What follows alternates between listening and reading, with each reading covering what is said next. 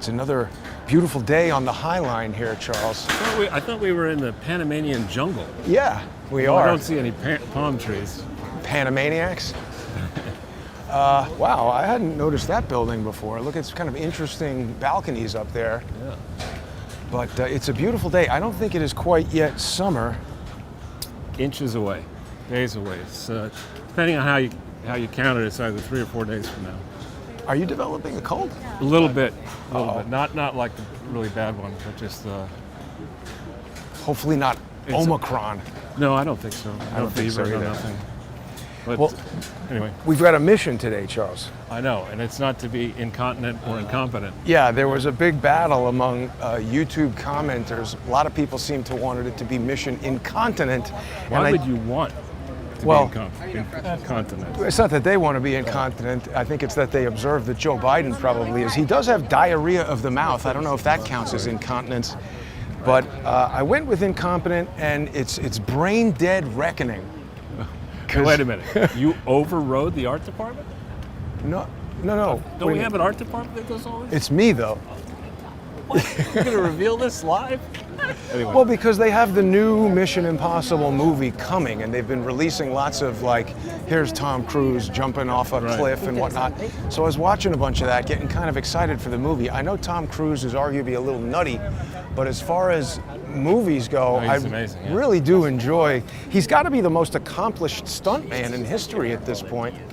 But that's not what we're going to talk about. We're going to talk about the least accomplished president in history, President Stupid, Joe Biden. Well, and I think here we have to do a little bit of if the shoe were on the other foot analysis, because I hearken back to his Trump's West Point address on a hot summer day, maybe it was around this time of year, and he had, I don't know the last time you had a brand spanking new pair of shoes with leather soles and leather heels, but those are very, very dangerous on a flat, let alone on an incline. And so Trump, very cautiously at the end of the speech on a hot day, walked down the incline, and there ensued 24, 48, 72 hours of, let's assert the 25th Amendment, let's do this. And here we have, if you were to put together Joe Biden when he was young, would be the ad, right? And you just take the period as president, take the bloopers. How many bloopers could you string together? Oh, Joe Biden it's an hour-long show. Right, but to address this speech on guns, where he said something about, was it braces, change the caliber of bullets? Is that before or after you take LSD? I mean, it's just ridiculous. Yeah. And to end that speech with God Save the Queen? I mean, how do you explain that? Well, they were doing so well in the United Kingdom, they opened a branch in Connecticut, and they've resurrected the Queen. I know, but it's just crazy. You couple that with not knowing where he is, walking off to talk to imaginary people, falling on his face, falling up the stairs, falling on his face, putting glomming on Eve Longoria's waist. Oh, trying to grab her boobs. I mean, it's preposterous to argue on the face of it. Well, it makes sense with Eva Longoria. At least she's not 5, but he still shouldn't do it. But he told some story about it. He first met her when she was 17 or something. I mean, really? Yeah, I mean, the guy, in any fair contest as to whether he has the mental faculties and the physical strength to perform half of his duties, let alone all of them, no objective person would say he's compos mentis, right? Definitely he's compos demented. Compos dementis. Composted and Compost dementis. Right. So, and it's not also as if everything's fine. I mean, we have crisis after crisis around the world, and I know you're going to tell the viewers our strategy for today. That we're going to go into the First Amendment Forum in a little bit. Yeah, I screwed up the programming though, so this video is going out on a different link. That's always annoying. But that's okay, it's live, so that's good. So we'll talk a little bit now, though, about the fact that we have had, not smoke, we've had major league fires burning, going all the way back, really, to the early days of the Obama administration, even the Obama transition. We've had a lot of things that the FBI should have been investigating but which they instead did not investigate. Say, for example, the FBI was in the period between the November 2008 election and the inauguration. They sat down with Valerie Jarrett and they sat down with Barack Obama to wonder what was going on with Governor Blagojevich and the attempt to the Senate possibly sell Barack Obama's Senate seat. So they got to be files on that one. There was an incident involving the new Black Panthers in Philadelphia, where at a polling place where allegedly the new Black Panthers were successfully intimidating voters, I guess white voters, who are not going to the polls. And that the FBI didn't do anything about that, perhaps because the Bush administration said, look, let's just let this guy become president. You have the issue of the Clinton Foundation and the memorandum of understanding that was negotiated starting in November, maybe before November 2008, which, as we've done in, 100 shows in great depth, maybe more. It's not just on the MOU. Right. The MOU, there's no need for a memorandum of understanding. It's a non-enforceable legal document. It offers no protection whatsoever to anybody, and most of the people in the Senate are lawyers. So this was an attempt where willing co-conspirators, the incoming Obama transition team and the Clinton Foundation, successfully diluted, which is not hard, the mainstream press, and the general public. We've got two people causing this whole delay here. That's right. It's all. You over the stroller. You want to go ahead, me? No, it's fine. So, what's the significance of most of them being lawyers? Would you say? they would. Most people wouldn't understand the difference between a memorandum of understanding and a binding legal agreement on a contract. But shouldn't lawyers? Well, if you're told that this is an historic presidency and we've got to and this is his pick, we'll let Hillary Clinton be Secretary of State. It's a team of rivals. It'll be just like Lincoln. We got to do this. I know. Maybe you just back off and look the other way. But it's yet another example of the FBI not doing its job properly. I mean, at the very time, days after, I think within 48 hours of the time that Barack Obama stood with Hillary Clinton and others in Chicago and showed her off as this is my choice to be Secretary of State, Bill Clinton was there in Hong Kong, grift on sale, to the 400 people in these meetings, drawn from all over the world, trying to get on the right side of the Barack Obama administration through the Clinton Foundation and through Hillary Clinton's good, I hesitate to use this word, offices as Secretary of State, with her team of grifters all lined up and all at that moment in late November, early December, all getting ready to go through an FBI-led security clearance review, right? Because all these people who get nominated for high positions, they have to be cleared by the FBI. So who was at the FBI looking over this MOU in November, December 2008? Who was looking into the files on the Clinton Foundation? They previously investigated the Clinton Foundation. Who was checking, or did anyone check to see that the Clinton Foundation actually existed then, which it didn't? Yeah. Right, and certainly the various initiatives did not exist. And hang on a second. Do that? Like it was so. That was again. I was just like. The voice carries. yeah. There's something new about the FBI that came up, Charles. What's that? So last night on High Dive with Lee Stranahan, that people can still see on Subscribestar and Patreon and Odyssey and Substack, we had special guest Andrei Telezhenko, who was the Ukrainian embassy in Washington, D.C.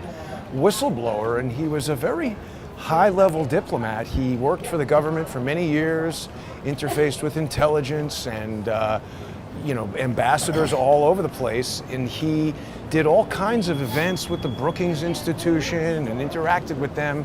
They loved him and did all kinds of stuff. And then after 5 years of dealing with them, when Alexandra Chalupa went to the Ukrainian embassy and asked Andrei to help her and the DNC dig up dirt on Trump, he went right to Grassley and Ron Johnson, and then the Brookings Institution started smearing him like crazy, saying he was a Russian whatever, and this and that. And he brought up the very important point that, when Joe Biden went there and said, you're not going to get this $1 billion loan guarantee unless you fire Viktor Shokin, it wasn't just that the prosecutor, Victor Shokin, was investigating Hunter Biden and Burisma. That he was.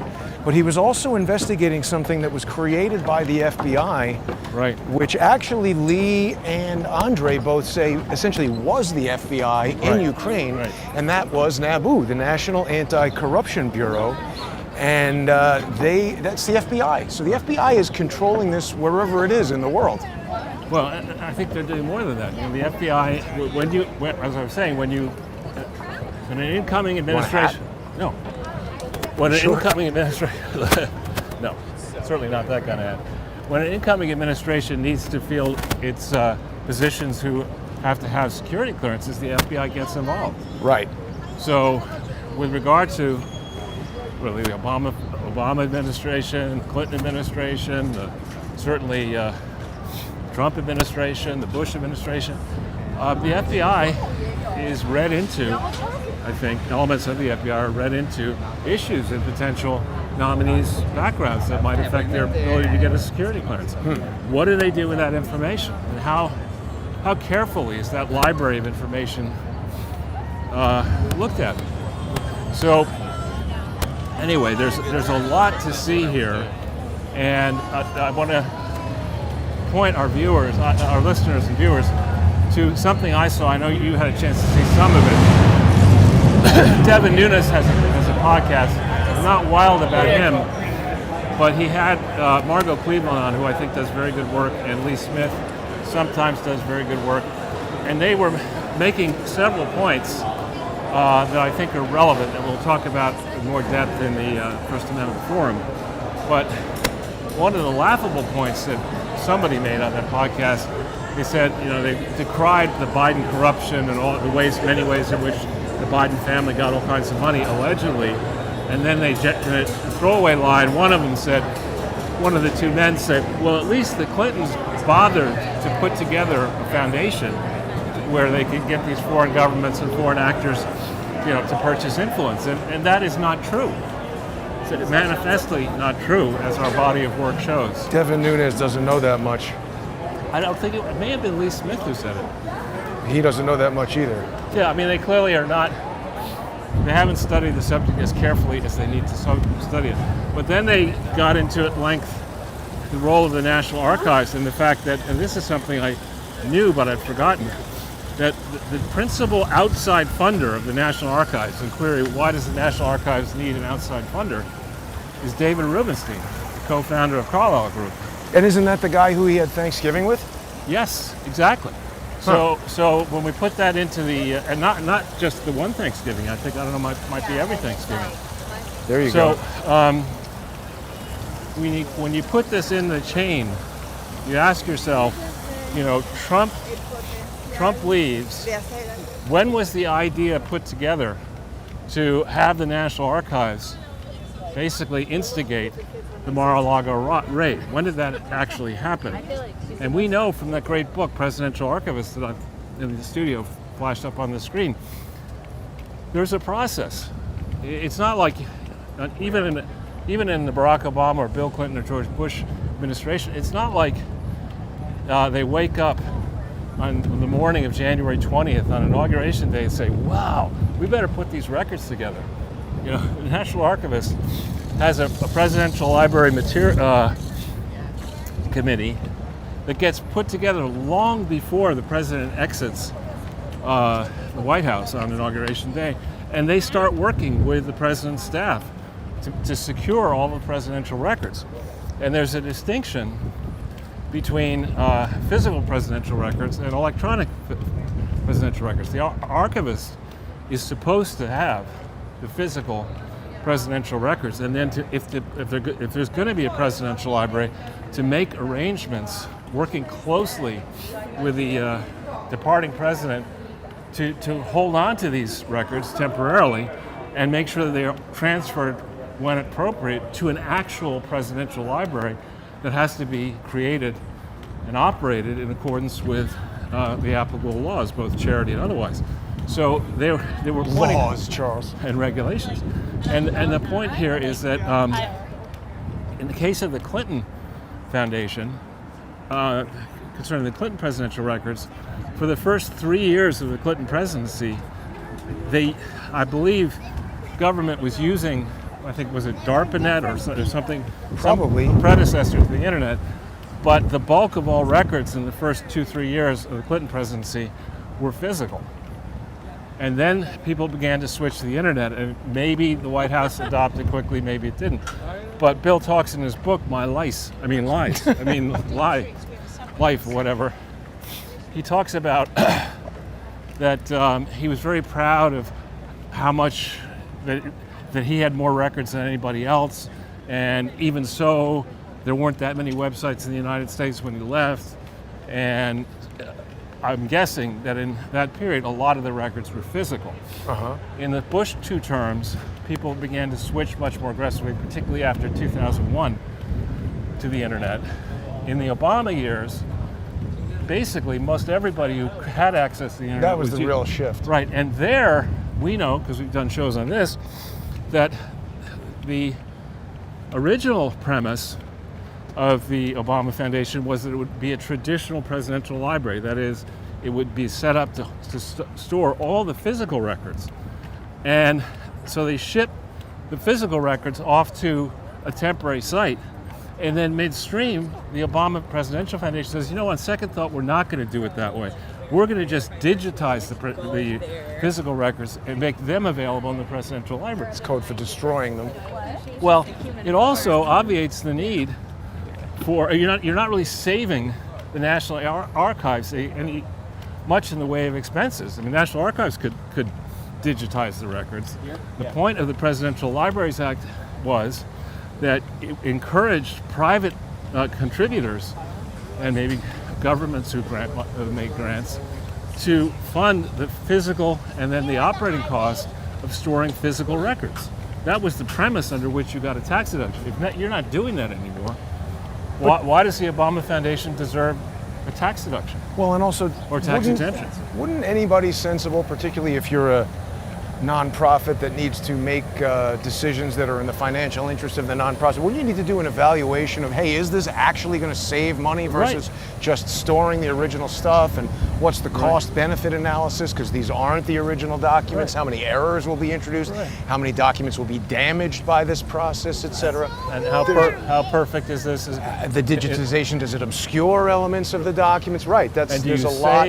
You say, the way we're going to digitize is any record that makes us look bad, we will not go through the cross-cut shredder, then it'll be bleach bit, then it'll be but it also just inherently introduces a million, like when you start getting digital stuff near lawyers, it introduces a lot of squishy area where you can say, oh, there was a glitch, and then the judge says, oh, a glitch, oh, okay, forget everything, all bets are off if there was a glitch. But there's something I forgot, Charles. Happy Father's Day. Oh, thank you, and to you. I'm not a father. Well, prospectively. Yeah, well, I don't know about that, but And to your father. And I have already wished my father a happy birthday. We were getting trolled by not a father. Well, he is a father, but he's more of a motherfucker. And I've taken care of that. But it's we've got just a few more minutes here. All right.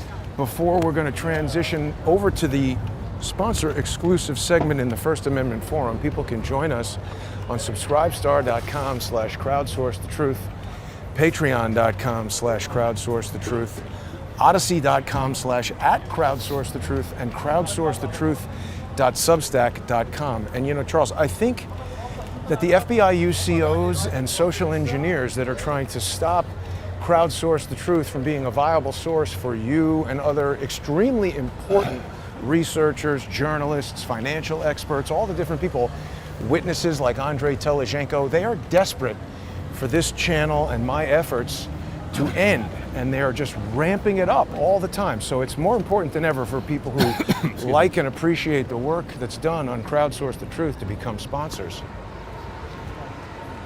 Very important. So we can see as the weather changes how this part of New York in this time of year is very nice. Horatio Alger Street, Charles. Just Horatio Street. It's probably more to do with Shakespeare. Actually, we won't give his name, but my friend from Millbrook, his family used to own a bunch of buildings on that way back in the 1800s. Over here? on Horatio Street. Oh. But yeah, when I was a kid last week, this area was, parts of it were okay, but parts of it were very run down. Yeah. And of course, you had the West Side Highway, whatever you might want to call it, was still elevated. There was an elevated right. portion. Well, but that's what's become the High Line now, right? Right. Well, no. Part of it. I think I'm talking about the place where the Oh, the cars- highway was elevated. There was the train that was elevated Right. where they put the High Line. Right. So how did they get rid of the elevated highway? That had to be They quite had a to thing. knock it down, My God, how? and that took a long time. And What about the 95, 95, 95? That's like Jason 285. Fetterman? Maybe I didn't do that math right, but No, well, I mean, you did the math correctly, but I'm just saying, Fetterman is a goofball. how can anybody be like, yeah, this is okay? Get him there, and why didn't they at least tell him, look, dude, just at least put on a suit, Herman Munster? Right. Well, exactly. But could the point be that the FBI is just not too subtly, and the deep state is not too subtly letting everybody know? First, we can destroy presidents. Speak to RFK about what happened to his father and his uncle, and speak to Tucker Carlson about what he believes, and ask Tucker Carlson how's he doing at Fox right now, and so is this? That's a real shame. Tortilla Flats. It's never that fancy, but it Been there forever, though. was good. I've been in there. Sure. It was a kind of place that you never wanted to go in during the day because when you look up and see it was just filthy. But at night, it was all had a big buzz on. The food was pretty good. It was, And this place used to be a pretty happening restaurant, too. This one here? Yeah. Yeah. Like a Brazilian restaurant? Yeah, I've been in there. A lot of stuff going out of business, Charles. In this booming Biden economy. I mean, just whether you're in the FBI or an FBI UCO or just some dopey social engineer getting paid to troll people online, you need to stop for a second and understand that you're participating in all of this, the destruction of the United States of America. So even if you think your father is a World War II hero, I happen to see evidence that makes me think he's an Operation Paperclip Nazi, and that his war hero status is a fabrication like that of Werner von Braun. He even says his father was born in Germany. So I don't know, that could be a lie. But the point is, you're not a hero if you're fighting against what Charles and I are trying to do and what the people who come on Crowdsource the Truth are trying to do. These are people who are rooting for the destruction of the United States of America. It's disgusting. I think they should all be put on trial for treason and be given the death penalty. Right. Well, and so I think, though, we've come to a place in pursuing this where it was reasonable to assume, I thought, in 2015, that there was a moral compass at the FBI. There was a reasonable expectation. Charles, he's unblockable. Who? Oh. It was reasonable to assume that, to give them the benefit of the doubt. And it was reasonable to follow, I think, in the beginning, down the Hannity line, in my family, FBI agents were gods, and the good line people of the FBI. But I think what's happened is that the National Security Division of all branches of government, the whole of government, as people like to say, has been corrupted. Absolutely. And it makes sense, right? If you can, with the Patriot Act and with some other moves before that, if you can open a national security secret investigation on somebody and then have that investigation not overseen by any third party, that gives you enormous leverage. Yeah. And it's got to stop. There's no balance to that check, and there needs to be. This is all coming from the FBI and Valerie Caproni. This is what she was admonished for. This is the template she created during the 8 years that she was the FBI General Counsel. Dave, go submit this to the court, because this is all the stuff that I want to say to her, to the Second Circuit, and to Congress. This is not a conspiracy theory, Charles. This is documented stuff that, if any of it were false, would have already been stricken from the filings in federal court. The information that I've put forth in the Twitter coup report that people should definitely read on crowdsourcethetruth.substack.com if you haven't read it yet, it appears that that is all true, because the people who are implicated are either U.S. District Court judges or extremely wealthy individuals who've indicated that they have no compunctions whatsoever about suing me, and not a single one of those people have challenged any of those statements. They've just sent thugs like the son of a schizophrenic Nazi serial child abuser who himself appears to be mentally ill from being subjected to child abuse. And that's all they can come up with. They seem unable to actually defend the facts that I've presented with countermanding facts. Well, and I think that's horrible. And I think we're also beginning to see what I was going But down. I need to interject because we're out of time. Okay. And we'll continue with that next track in the First Amendment Forum. Join us there on subscribestar.com and patreon.com/crowdsourcethetruth or odyssey.com/@crowdsourcethetruth or Substack. You can join us there, crowdsourcethetruth.substack.com. And don't forget to sign up for Charles's Substack. The video will not be playing there right now, but very soon you're going to be able to get in-depth, detailed information by becoming a subscriber on charlesortel.substack.com. We'll be back in 5 minutes. Stay with us.